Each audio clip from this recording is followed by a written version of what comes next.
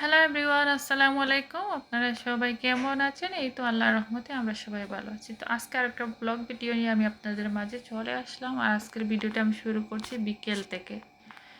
তো এখন হচ্ছে খাওয়া দাওয়ার পরে বিকেলবেলা আসলে অনেকখানি লম্বা দিন, তাই দিনটা যেতে চাচ্ছে না, মনে হচ্ছে এত লম্বা দিন শেষ হচ্ছে না। তো গতকালকে বিকালে ইচ্ছা করছিল চানাচুর মাখা খাবো, কিন্তু বাসায় মুড়ি চানাচুর কোনোটাই নেই। তাই রাত্রে গিয়ে নিয়ে এসেছি এগুলো, প্রাণের মুড়ি আর প্রাণের চানাচুর। আজকে এগুলা খাবো। মাঝে মধ্যে আসলে মুড়ি মাখা খেতে ইচ্ছে করে। আর এই জারটার মধ্যে আগের মুড়ি ছিল, ওটা ফেলে দেবো, পুরোটাই পাউডার। আর এখন হচ্ছে মুড়ি মাখা করবো।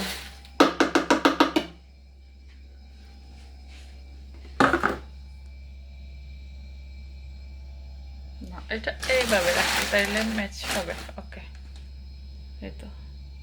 আর আমার জানলা দিয়ে কি বাতাস দেখতে পাচ্ছেন, কিন্তু বাইরে প্রচুর গরম। আর বাতাসের সাথে একটু হালকা হালকা বাতাসের সাথে ভালোই লাগতেছে, খারাপ না।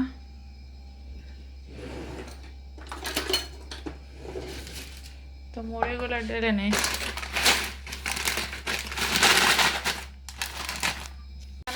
ছানাচুর আর মুড়ি ঢেলে নিয়েছি, বাদাম নিয়ে নিয়ে খেয়ে নিচ্ছি।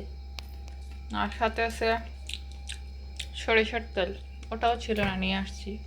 আর এখানে জারে জারে অনেকগুলো রেখে দিয়েছি, যে কোনো সময় খাওয়া যাবে। তো এই যে আমার মুড়ি মাখা হয়েছে, সরি বানানো হয়ে গেছে, কিন্তু মুড়ির পরিমাণ খুবই বেশি, চানাচুরের পরিমাণ কম। অনেকগুলো বানিয়েছি, এগুলো যে কে খাবে।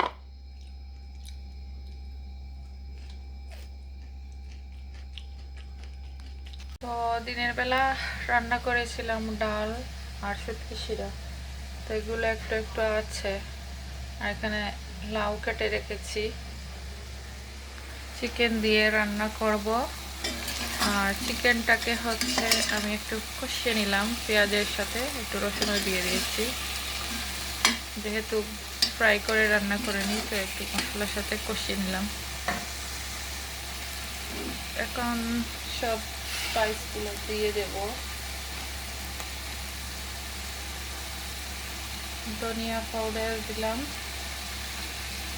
আর হচ্ছে লাল মরিচের গুঁড়ো।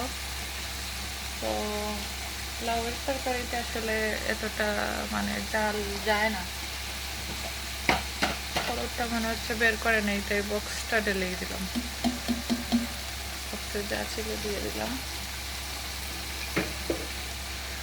আর এই যে এখানে হচ্ছে জিরার পাউডার, তো এটা একটা দিব। সব কিছু দেওয়া শেষ, এখন একটু পানি দিয়ে দিলাম কষানোর জন্য, নাহলে তো মশলাটা পুড়ে যাবে।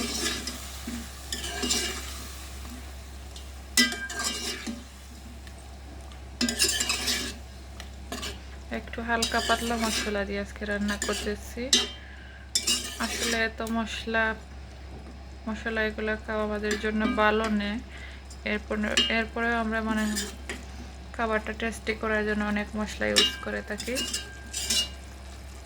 তোকে একটু এটা একটু কষানো হোক, তারপরে আমি হচ্ছে বাকিগুলা দিয়ে দিই।